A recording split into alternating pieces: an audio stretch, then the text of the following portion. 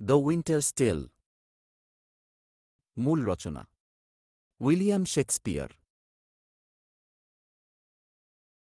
সিসিলির রাজা লিওন্টেস তাঁর সুন্দরী সতীসাধ্যী রানী হারমায়োনিকে নিয়ে সুখে দিন কাটাচ্ছিলেন। লিওন্টেস তাঁর এই মহতী রানীটিকে খুবই ভালোবাসতেন। জীবনে তাঁর কিছুরই অভাব ছিল না। কেবল মাঝে মাঝে বাল্যবন্ধু তথা সহপাঠী বোহেমিয়ার রাজা পলিজেনাসকে আরেকবার দেখার এবং তাঁকে স্ত্রীর সামনে উপস্থিত করার ইচ্ছে জাগত লিওন্টেসের মনে। দুজনে একসঙ্গে বড় হয়েছিলেন। পিতার মৃত্যুর পর উভয়কেই নিজ নিজ রাজ্যে ফিরে রাজকার্য হাতে তুলে নিতে হয়। তাই অনেক দিন তাঁদের মধ্যে দেখা সাক্ষাৎ ছিল না। তবে ঘন ঘন তাঁরা পরস্পরের মধ্যে উপঢৌকন, চিঠিপত্র ও রাজদূত আদান প্রদান ঠিকই করতেন।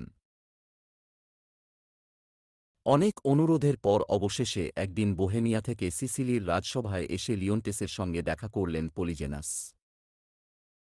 তাঁর আগমনে লিওন্টেস তো দারুণ খুশি হলেন। রানীর সঙ্গে পরিচয় করিয়ে দিলেন ছেলেবেলার বন্ধুর। তাঁর সুখ যেন পূর্ণতা লাভ করল প্রিয় বন্ধুর মিলনে। তাঁরা পুরনো দিনের স্মৃতিচারণা করতে লাগলেন। হারমায়োনিকে বলতে লাগলেন তাঁদের পাঠশালার কথা, তাঁদের ছেলেবেলার দুষ্টুমির কথা। হারমায়োনিও তাঁদের কথা শুনে খুব আনন্দ পেলেন। এইভাবে বেশ কিছুদিন কাটিয়ে পলিজেনাস ঘরে ফেরার তোড়জোড় শুরু করলেন। তখন স্বামীর ইচ্ছানুসারে হারমায়োনি পলিজেনাসকে আরও কিছুদিন থেকে যেতে অনুরোধ করলেন। আর তারই ফলে ঘনিয়ে এল হারমায়োনির দুঃখের দিন। পলিজেনাসকে থেকে যেতে অনুরোধ করেছিলেন লিওন্টেসও। তাঁর অনুরোধ পলিজেনাস ফিরিয়ে দিলেও হারমায়োনির মধুর বাক্যের উত্তরে না বলতে পারলেন না তিনি।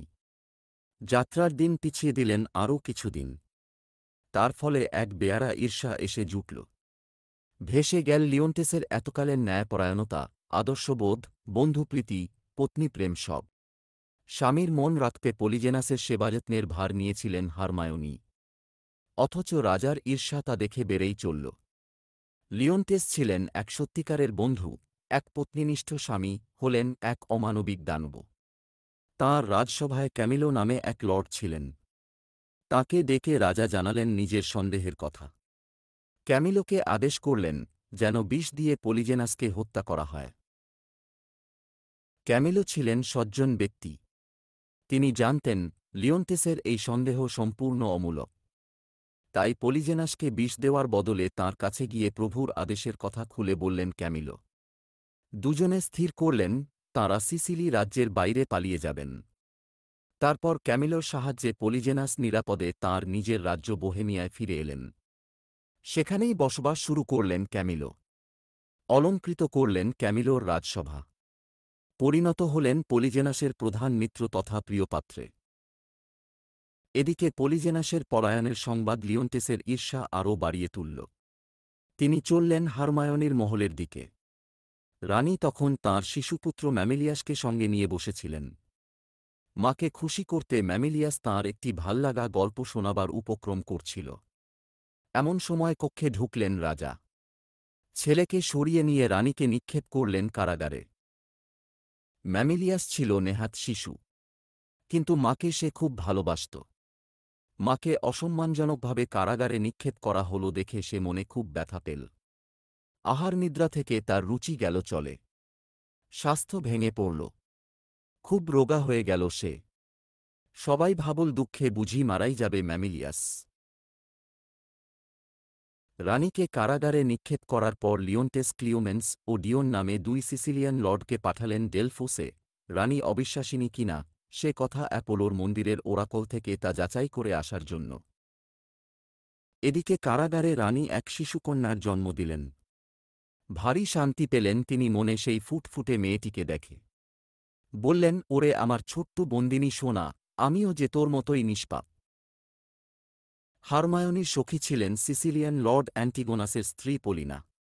দয়াময়ী মহতী এক নারী ছিলেন তিনি। প্রভুপত্নী কারাগারে একটি শিশুর জন্ম দিয়েছেন শুনেই তিনি ছুটে গেলেন সেখানে। রানীর পরিচর্যা করত এমিলিয়া নামে এক দাসী। পলিনা তাকে বললেন, দোহাই এমিলিয়া, মহারানীকে গিয়ে বলো যে তিনি যদি আমার উপর বিশ্বাস রেখে মেয়েটিকে আমার হাতে দেন, তাহলে আমি তাকে তার বাবার কাছে নিয়ে যাই। হয়তো এই নিষ্পাপ শিশুটিকে দেখে তার মন গলে যাবে। এমিলিয়া বললে, আমি এক্ষুনি গিয়ে বলছি, ঠাকরুন। মহারানী আজই জিজ্ঞাসা করছিলেন, তাঁর কোনো সই মেয়েটাকে মহারাজের কাছে নিয়ে যেতে প্রস্তুত কিনা। পলিনা বললেন, আর তাকে বলো, আমি তাঁর সপক্ষে মহারাজের সামনে সওয়াল করব। এমিলিয়া বললে, আপনি মহারানীর জন্য কত করছেন? ভগবান আপনার ভালো করুন। এমিলিয়া গেল হারমায়োনির কাছে। হারমায়োনি সানন্দে মেয়েকে ছেড়ে দিলেন পলিনার তত্ত্বাবধানে। তার ভয় ছিল, কেউই বোধহয় মেয়েটিকে তার বাবার কাছে নিয়ে যেতে রাজি হবে না। পলিনার স্বামী রাজাকে ভয় পেতেন। তিনি পলিনাকে রাজার কাছে যেতে বাধা দিলেন। তৎসত্ত্বেও পলিনা নির্ভয়ে সদ্যজাত শিশুটিকে নিয়ে গেলেন রাজার কাছে। বাবার পায়ের কাছে মেয়েকে শুইয়ে পলিনা হারমায়োনির সপক্ষে অনেক কথা বললেন। অমানবিক আচরণের জন্য কঠোর তিরস্কার পর্যন্ত করলেন রাজাকে। অনুরোধ করলেন নিষ্পাপ রানী ও শিশুকন্যাটির প্রতি একটু সহৃদয়তা দেখানোর জন্য। কিন্তু পলিনার তেজস্বী প্রতিবাদে রাজার রাগ বাড়ল বই কমল না। অ্যান্টিগোনাসকে আদেশ করলেন স্ত্রীকে তাঁর চোখের সামনে থেকে নিয়ে যেতে। যাওয়ার সময় পলিনা মেয়েটিকে রেখে গেলেন তাঁর বাবার পায়ের কাছে। তিনি ভেবেছিলেন একান্তে মেয়েটিকে দেখে রাজার মনে দয়ার উদ্রেক হলেও হতে পারে। পলিনার উদ্দেশ্য সৎ ছিল। কিন্তু তিনি ভুল করেছিলেন। তিনি চলে যেতেই নিষ্ঠুর বাপ অ্যান্টিগোনাসকে আদেশ করলেন মেয়েটিকে সমুদ্রে নিয়ে গিয়ে প্রথম যে নির্জন বেলাভূমি নজরে আসবে সেখানেই মৃত্যুমুখে ফেলে আসতে। অ্যান্টিগোনাস ক্যামিলোর মতো সজ্জন ব্যক্তি ছিলেন না। তিনি রাজাজ্ঞা পালন করলেন অক্ষরে অক্ষরে। শিশুটিকে তুলে নিলেন একটি জাহাজে। তারপর চললেন কোনো এক নির্জন বেলাভূমির সন্ধানে। প্রথম যে জায়গাটি তাঁর নজরে আসবে সেখানেই মেয়েটিকে ফেলে আসবেন বলে বদ্ধপরিকর ছিলেন তিনি। হারমায়োনি অপরাধী, এই ধারণা রাজার মনে বদ্ধমূল হয়ে গিয়েছিল। তাই তিনি আর ডেলফোসের ওরাকলের পরামর্শপ্রার্থী ক্লিওমেন্স ও ডিয়নের প্রত্যাবর্তনের অপেক্ষায় রইলেন না। রাজসভার সকল লর্ড ও অভিজাত পুরুষদের সামনে আদালতে রানীর বিচারের আদেশ দিলেন তিনি। রানী তখনও গর্ভাবস্থাউত্তর শারীরিক দুর্বলতা বা মূল্যবান শিশুটিকে হারানোর দুঃখ সামলে উঠতে পারেননি। এমন সময়ে দেশের সকল লর্ড, বিচারপতি ও অভিজাত পুরুষেরা একত্রিত হলেন রানীর বিচার করতে। এরা সকলেই ছিলেন রানীর প্রজা। দুঃখিনী রানী এদেরই সামনে দাঁড়ালেন এদের বিচারের রায় শোনার জন্য। ঠিক সেই সময়ে ক্লিওমেন্স ও ডিয়ান উপস্থিত হলেন সেই সভায়। তাঁদের সঙ্গে ছিল ওরাকলের সিলমোহরবন্দি জবাব। লিওন্টেসের আদেশে ভাঙা হল সিলমোহর। পরে শোনানো হল সেই ওরাকল, হারমায়োনি নিষ্পাপ, পলিজেনাস নির্দোষ, ক্যামিলো এক সত্যকারের প্রজা, লিওন্টেস এক হিংসুটে ষড়যন্ত্রকারী। যা হারিয়ে গেছে তা খুঁজে না পাওয়া গেলে রাজা নিঃসন্তান অবস্থায় দিনযাপন করবেন। রাজা ওরাকলটিকে গুরুত্ব দিলেন না। বললেন ওগুলি রানীর অনুচরদের অপ্রচার মাত্র। রাজা বিচারকদের আদেশ করলেন রানীর বিচার চালিয়ে যাওয়ার। লিওন্টেস বলছেন, এমন সময়ে একটি লোক এসে তাকে জানাল যে মায়ের বিচার হচ্ছে শুনে দুঃখে ও লজ্জায় অকস্মাৎ প্রাণত্যাগ করেছেন রাজকুমার ম্যামিলিয়াস। তাঁরই দুঃখে মর্মব্যথী হয়ে প্রিয় সন্তানের প্রাণত্যাগ করেছেন শুনে জ্ঞান হারালেন হারমায়োনি। লিওন্টেসের মনও ভেঙে পড়ল। এইবার দুঃখিনী রানীর প্রতি কিছুটা সহানুভূতি জেগে উঠল তাঁর মনে। পলিনা ও অন্যান্য দাসীদের আদেশ করলেন রানীকে ওখান থেকে নিয়ে গিয়ে সুস্থ করে তুলতে। খানিক বাদে পলিনা ফিরে এসে জানালেন রানী মারা গিয়েছেন। রানীর মৃত্যু সংবাদ শুনে নিজের কঠোর মনোভাবের জন্য অনুতাপ করতে লাগলেন লিওন্টেস। ভাবলেন তাঁরই দুর্ব্যবহারে রানীর হৃদয়ে ভেঙে পড়েছিল। রানী নিষ্পাপ, ওরাকলের এই কথায় বিশ্বাস জন্মাল তাঁর। যা হারিয়ে গেছে তা খুঁজে না পাওয়া গেলে রাজা বুঝলেন কথাটা তাঁর কন্যা সম্পর্কে। রাজকুমার ম্যামিলিয়াস মৃত। এখন তিনি সত্যই নিঃসন্তান। গোটা রাজ্যের মূল্যেও তখন তিনি মেয়েকে ফিরে পেতে রাজি। শোক গ্রাস করল লিওন্টেসকে। এরপর বহু বছর বিষাদে, দুঃখে আর মনস্তাপেই কেটে গেল তাঁর। এদিকে অ্যান্টিগোনাস শিশু রাজকুমারীকে নিয়ে যে জাহাজে করে চলেছিলেন, এক ঝড়ের কবলে পড়ে সেটি ভিড়ল পলিজেনাসের রাজ্য বোহেমিয়ার উপকূলে। অ্যান্টিগোনাস ঠিক করলেন মেয়েটিকে এখানেই ফেলে যাবেন। রাজকুমারীকে কোথায় ফেলে এসেছেন সেই খবর দিতে আর সিসিলি ফেরা হল না অ্যান্টিগোনাসের। তিনি জাহাজে ফেরার আগেই বন থেকে একটা ভালুক বেরিয়ে এসে তাকে টুকরো টুকরো করে ফেলল। লিওন্টেসের নিষ্ঠুর আদেশ পালন করার উপযুক্ত সাজা পেলেন তিনি। হারমায়োনি খুব সাজিয়ে গুজিয়ে মেয়েকে পাঠিয়েছিলেন লিওন্টেসের কাছে। শিশুটির গায়ে ছিল বহুমূল্য বস্ত্র ও রত্নালঙ্কার।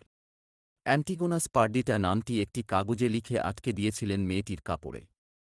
দুর্বোধ্য এই শব্দটি যেন শিশুটির বংশগত আভিজাত্য ও অভাবনীয় দুর্ভাগ্যের জানান দিতে লাগল। এক মেষপালক হতভাগ্য পরিত্যক্ত শিশুটিকে খুঁজে পেল। সে ছিল দয়ালু লোক। তাই ছোট্ট পার্ডিটাকে তুলে এনে সে দিল তার বউয়ের হাতে। তার বউ মেয়েটির খুব যত্ন করল। কিন্তু মেষপালক ছিল গরিব। তাই পার্ডিটার সঙ্গে সে যে ধনরত্নগুলি পেয়েছিল সেগুলির কথা সে কারোর কাছে প্রকাশ করল না। এলাকা ছেড়ে চলে গেল অন্যত্র। পার্ডিটার কয়েকটি অলংকার বেচে একটা বড় মেষের পাল কিনে ধনী মেষপালক হয়ে বসল। পার্ডিটাকে সে নিজের মেয়ে হিসেবে মানুষ করতে লাগল। পার্ডিটাও জানল যে সে মেষপালকেরই মেয়ে। ধীরে ধীরে ছোট্ট পার্ডিটা সুন্দরী কিশোরী হয়ে উঠল। আর ৫টা মেষপালকের মেয়ের চেয়ে শিক্ষাদীক্ষা তার বেশি ছিল না বটে, কিন্তু তার শিক্ষাবিহীন মনে রাজরানী মায়ের থেকে উত্তরাধিকার সূত্রে পাওয়া একটা রাজকীয় ভাব ছিল। তার আচরণ দেখে মনে হতো না যে সে তার পৈতৃক রাজসভার আবহে বেড়ে ওঠেনি। বোহেমিয়ার রাজা পলিজেনাসের একমাত্র ছেলে ফ্লোরিজেল একদিন এই মেষপালকের কুটিরের কাছে শিকার করতে এসে মেয়েটিকে দেখতে পেল। পার্ডিটার রূপ, বিনয় ও রানীসুলভ আচরণ দেখেই সে তার প্রেমে পড়ে গেল। তারপর ডোরিকলস ছদ্মনামে এক সম্ভ্রান্ত ভদ্রলোকের ছদ্মবেশে সে বুড়োর কুটিরে নিত্য আসা যাওয়া শুরু করল। রাজপ্রাসাদ থেকে ফ্লোরিজেলের মাঝে মাঝেই উধাও হয়ে যাওয়া দেখে পলিজেনাস শঙ্কিত হয়ে উঠলেন। তিনি ছেলের পিছনে লোক লাগালেন এবং অচিরেই জানতে পারলেন যে ছেলে তাঁর এক মেষপালকের সুন্দরী কন্যার প্রেমে পড়েছে। পলিজেনাস ডাকলেন ক্যামিলোকে। এই সেই বিশ্বস্ত ক্যামিলো যিনি লিওন্টেসের ক্রোধ থেকে একদা তাঁর জীবন রক্ষা করেছিলেন। পলিজেনাস ক্যামিলোকে নিয়ে পার্ডিটার বাপ হিসেবে পরিচিত সেই মেষপালকের বাড়ি যাওয়ার ইচ্ছা প্রকাশ করলেন। পলিজেনাস ও ক্যামিলো ছদ্মবেশে বুড়ো মেষপালকের কুটিরে এসে হাজির হলেন। সবাই সেখানে ভেড়ার লোম ছাঁটার বার্ষিক উৎসব পালন করছিলেন। পলিজেনাস ও ক্যামিলো ছিলেন অপরিচিত আগন্তুক। কিন্তু উৎসবের সময় সবাইকে স্বাগত জানানো হতো বলে তাঁদেরও আমন্ত্রণ জানানো হল। তাঁরাও উৎসবে যোগ দিলেন। সেখানে তখন শুধুই বইছিল আনন্দের স্রোত। পাতা হয়েছিল টেবিল। আয়োজন করা হয়েছিল গ্রাম্য এক ভোজসভার। বাড়ির সামনের ঘাসের উপর কয়েকটি ছেলে মেয়ে নাচছিল। কয়েকটি ছেলে দরজার কাছে দাঁড়ানো এক খেলনাওয়ালার কাছ থেকে রিবন, হাতমোজা আর খেলনা কিনছিল। এত সব ব্যস্ততার মধ্যেও ফ্লোরিজেল আর পার্ডিটা এক কোণে বসে মনের আনন্দে গল্প করছিল। খেলাধুলা বা হালকা বিনোদনে তাদের মন ছিল না। ছদ্মবেশী রাজাকে চেনা তখন তাঁর ছেলের পক্ষেও দুঃসাধ্য। এই সুযোগে রাজা কাছে গিয়ে তাদের কথোপকথন শুনতে লাগলেন। পার্ডিটার কথাগুলি ছিল সরল ও রাজোচিত। শুনে পলিজেনাস ভারী অবাক হলেন। তিনি ক্যামিলোকে বললেন, ইতর সমাজে জন্ম নেওয়া কোনো মেয়েকে এমন সুন্দরী হতে দেখিনি। ওর হাবভাব, কথাবার্তা এই পরিবেশের সঙ্গে খাপ খায় না। তা অনেকটা সম্ভ্রান্ত বংশীয়দের মতো। ক্যামিলো উত্তর দিলেন, সত্যিই ভারী সুন্দরী মেয়েটি। রাজা বুড়ো মেষপালককে জিজ্ঞাসা করলেন, আচ্ছা বন্ধু, ওই যে ফর্সাপানা ছোঁড়াটি তোমার মেয়ের সঙ্গে গপ্প করছে, ওকে? মেষপালক বলল, ওরা বলে ওর নাম ডোরিকলস। ছোঁড়া বলে ও নাকি আমার মেয়েকে ভালোবাসে। সত্যি বলছি, আমার মেয়েটাও ওকে ভালোবাসে। যদি ওই ডোরিকলস ছোঁড়া ওকে বিয়ে করে, তাহলে ওর জন্য আরও কিছু অপেক্ষা করছে। মেষপালক পার্ডিটার অবশিষ্ট ধনরত্নের দিকে ইঙ্গিত করল। কিছু অংশ দিয়ে সে মেষের পাল কিনলেও বাকিটা পার্ডিটার বিয়ের জন্য তুলে রেখেছিল। পলিজেনাস তার ছেলেকে বললেন, এই যে ছোকরা, শোনো। মনে হচ্ছে কোনো কিছু তোমার মনকে এই ভোজসভা থেকে দূরে নিয়ে গেছে। আমার যখন বয়স অল্প ছিল তখন আমার প্রেমিকাকে আমি নানা উপহার দিতুম। কিন্তু তুমি তো দেখছি খেলনাওয়ালাকে ডাকলেও না, মেয়েটাকে কিছু কিনেও দিলে না। তরুণ রাজকুমার তো জানত না যে সে তার বাপের সঙ্গে কথা বলছে। সে বলে বসল, মহাশয়, ওইসব ছোটখাটো খেলনা ওর প্রাপ্য নয়। যে উপহার পার্ডিটা চায় সে আমার হৃদয়ে বদ্ধ রয়েছে। তারপর পার্ডিটার দিকে তাকিয়ে সে বলল, শোনো পার্ডিটা, এই প্রাচীন ভদ্রলোক যিনি নিজেকে একদা প্রেমিক মনে করতেন, এরই সামনে আমি তোমাকে আমার মনের কথাটি বলি। এই বলে সেই বৃদ্ধ আগন্তুককে সাক্ষী রেখে ফ্লোরিজেল পার্ডিটাকে বিয়ে করার প্রতিশ্রুতি দিল। তারপর পলিজেনাসকে বলল, আপনার কাছে প্রার্থনা, আমার এই প্রতিশ্রুতির সাক্ষী থাকুন আপনি। প্রতিশ্রুতি ভঙ্গ করো, যুবক, এই বলে রাজা আত্মপ্রকাশ করলেন। এক ইতর শ্রেণীর মেয়ের সঙ্গে নিজের বিয়ের সাক্ষী থাকতে বলার জন্য পলিজেনাস ছেলেকে খুব বকাঝকা করলেন। পার্ডিটাকে মেষপালকের ঘরের ছেনাল, ভেড়ার খুঁটি ইত্যাদি নানা অসম্মানজনক নামে অভিহিত করলেন। ছেলের সঙ্গে সম্পর্ক রাখলে পার্ডিটা ও তার বাপকে নিষ্ঠুর মৃত্যুদণ্ডের ভয় দেখালেন। প্রচণ্ড রেগে সেখান থেকে বেরিয়ে গেলেন রাজা। ক্যামিলোকে বলে দিলেন ফ্লোরিজেলকে নিয়ে আসতে। এদিকে পলিজেনাসের বকুনি খেয়ে পার্ডিটার রাজকীয় সত্তা জাগরিত হয়ে উঠল। সে বলল, আমাদের সম্পর্ক ভেঙে দেওয়া হয়েছে। আমি আর ভয় পাই না। একবার কি দুইবার আমারও বলতে ইচ্ছে করছিল। ওকে বলতে চাইছিলাম যে স্বার্থশূন্য সূর্য তাঁর প্রাসাদের উপর আলোক বর্ষণ করে, তা আমাদের কুটিরের কাছে মুখ লুকায় না, বরং আমাদের সবাইকে সমানভাবে দেখে। তারপর দুঃখিত চিত্তে বলল, কিন্তু আমার নিদ্রাভঙ্গ হয়েছে। আমি রানী হওয়ার বাসনা পোষণ করি না।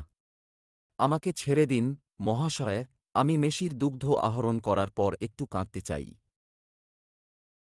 দয়ালু ক্যামিলো পার্ডিটার দার্ঢ্য ও চারিত্রিক ঔচিত্যবোধ দেখে মুগ্ধ হলেন। বুঝলেন বাবা রাজামশাই যাই আদেশ করুন না কেন, তরুণ রাজকুমার সহজে তার প্রেয়সীকে ছেড়ে দেবে না। তাই তিনি প্রেমিক যুগলের বন্ধু হতে চাইলেন। তাঁর মনে একটা চমৎকার পরিকল্পনা ছিল। ক্যামিলো আগেই জানতে পেরেছিলেন যে সিসিলির রাজা লিওন্টেস এখন সত্যিই অনুতপ্ত। তাই তিনি তাঁর পুরনো প্রভু ও মাতৃভূমি দর্শনের ইচ্ছা দমন করতে পারলেন না। তিনি ফ্লোরিজেল ও পার্ডিটাকে তাঁর সঙ্গে সিসিলির রাজসভায় যাওয়ার প্রস্তাব দিলেন। বললেন, যতদিন না তাঁর মধ্যস্থতায় পলিজেনাস তাদের ক্ষমা করে এই বিবাহে সম্মতি দেন, ততদিন সেখানে লিওন্টেস তাঁদের রক্ষা করবেন।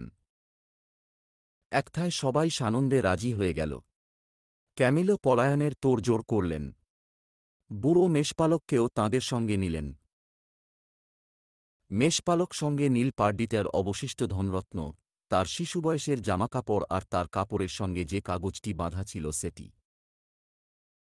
নির্বিঘ্ন যাত্রার শেষে ফ্লোরিজেল, পার্ডিটা, ক্যামিলো ও বুড়ো মেষপালক নিরাপদে লিওন্টেসের রাজসভায় উপস্থিত হলেন।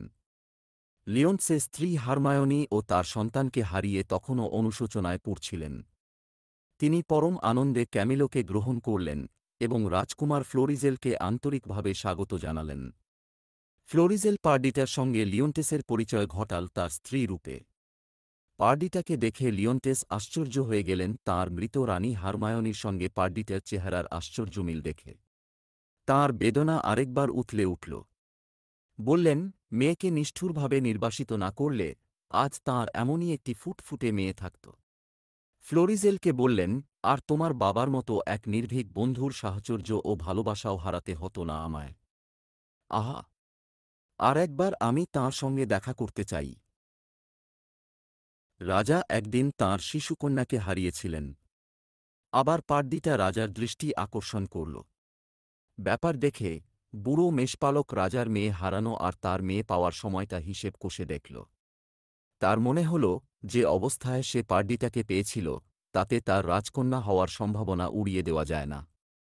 অন্তত তার ধনরত্ন ও অন্যান্য জিনিসপত্র সেই কথাই বলে।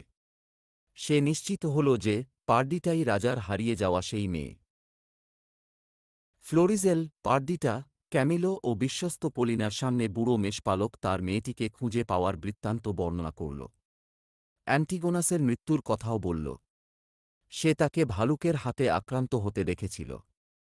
মেষপালক শিশুর কাপড়টি দেখাল। পলিনার মনে পড়ল যে এই কাপড়েই হারমায়োনি মেয়েটিকে রাজার কাছে পাঠিয়েছিলেন। মেষপালক যখন গয়নাগুলি দেখাল, পলিনার মনে পড়ল যে হারমায়োনি এগুলিই মেয়ের গলায় বেঁধে দিয়েছিলেন। মেষপালক কাগজটি দেখাতে পলিনা তার স্বামীর লেখা চিনতে পারল। সকলে নিঃসন্দেহ হল যে পার্ডিটাই লিওন্টেসের হারিয়ে যাওয়া মেয়ে। পলিনার মনে তখন একই সঙ্গে স্বামীর মৃত্যুসংবাদের দুঃখ এবং ওরাকল পরিপূর্ণ হওয়া অর্থাৎ রাজার হারানো উত্তরাধিকার ফিরে পাওয়ার আনন্দ তোলপাড় করতে লাগল। পার্ডিটাই তাঁর মেয়ে একটা জানার পর হারমায়োনিকে হারাবার দুঃখ আবার একবার পেয়ে বসল লিওন্টেসকে। অনেকক্ষণ কথা বলতে পারলেন না তিনি। শুধু বলে গেলেন, আহা, তোর মা, তোর মা। এই আনন্দবেদনাঘন মুহূর্তে ছেদ টানলেন পলিনা। তিনি লিওন্টেসকে বললেন, জুলিও রোমানো নামে এক অদ্বিতীয় শিল্পী তাঁর বাড়িতে রানীর একটি মূর্তি বানিয়েছেন। সেই মূর্তি দেখলে রাজার মনে হবে যেন স্বয়ং রানীই দাঁড়িয়ে রয়েছেন। খুব ভালো লাগবে তাঁর। একটা শুনে সকলেই তখন চললেন মূর্তিটি দেখতে। রাজা তাঁর হারমায়োনির প্রতিরূপ দেখার জন্য উৎসুক ছিলেন। পার্ডিটা তার মায়ের মূর্তি দেখার জন্য ব্যগ্র ছিল। মাকে সে তো কোনোদিন দেখেইনি। পর্দা সরালেন পলিনা। মূর্তিটি একেবারে হারমায়োনির অনুরূপ। দেখে রাজার দুঃখ জেগে উঠল আরেকবার। তিনি বাক্যহারা স্থবির হয়ে রইলেন অনেকক্ষণ। পলিনা বললেন, আপনার স্তব্ধতা আমাকে আপ্লুত করছে, মহারাজ। একেবারে আপনার রানীর মতো দেখাচ্ছে, তাই নয় কি? তখন রাজা বললেন, আহা, যেমনটি ওকে প্রথম দেখেছিলুম সেই রকমভাবেই দাঁড়িয়ে আছে। কিন্তু পলিনা, হারমায়োনিকে একটু বয়স্ক দেখাচ্ছে, ও তো এতটা বয়স্ক ছিল না। পলিনা বলল, শিল্পীর দক্ষতা তো এখানেই। তিনি এমনভাবে এই মূর্তি বানিয়েছেন যাতে এটি দেখলে হারমায়োনি আজ কেমন দেখতে হতেন তা বোঝা যায়। কিন্তু মহারাজ, এবার পর্দা ফেলব, নইলে আপনি ভেবে বসবেন মূর্তিটি এবার নড়াচড়া করবে। তখন রাজা বললেন, পর্দা ফেলো না। আহা, আমার মরণ হয় না কেন? দেখো, ক্যামিলো, তোমার মনে হচ্ছে না যে মূর্তিটার শ্বাস পড়ছে? মনে হচ্ছে না ওর চোখের পাতার মধ্যে কেমন একটা প্রাণ রয়েছে? পলিনা বলল, মহারাজ, আমাকে পর্দা ফেলতেই হচ্ছে। আপনি অত্যন্ত বিহ্বল হয়ে পড়েছেন। আপনি উন্মাদ হয়ে যাবেন। লিওন্টেস বললেন, পলিনা, লক্ষ্মীটি, 20 বছরের কথা আমাকে ভাবতে দাও। আজও মনে হয় ওর থেকে একটা হাওয়া আসছে। আহা, কোন ছেনিতে অমন নিঃশ্বাস ফুটে উঠেছে!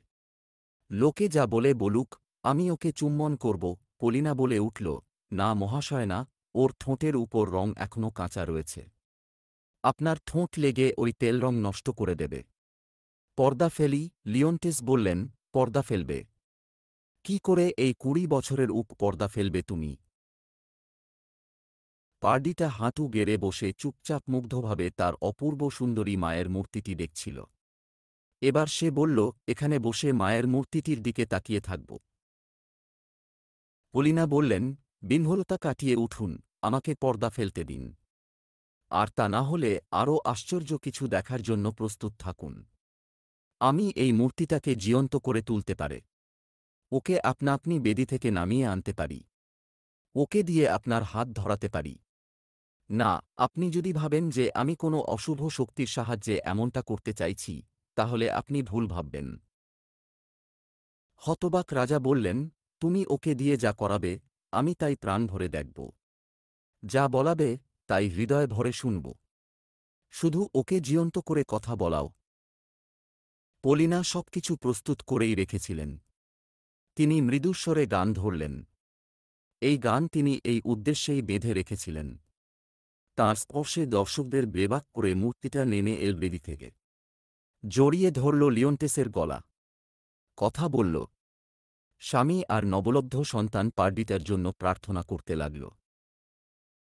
মূর্তিটা যে লিওন্টেসের গলা জড়িয়ে ধরে তার স্বামী ও সন্তানের জন্য প্রার্থনা করল, তাতে সন্দেহ রইল না। সন্দেহ রইল না যে মূর্তিটাই স্বয়ং হারমায়োনি, অকৃত্রিম, জীবন্ত রানী। পলিনা মিথ্যে বলেছিলেন। হারমায়োনি মারা যাননি। পলিনা রাজাকে রানীর মৃত্যুসংবাদ দিয়ে রানীর প্রাণরক্ষা করতে চেয়েছিলেন।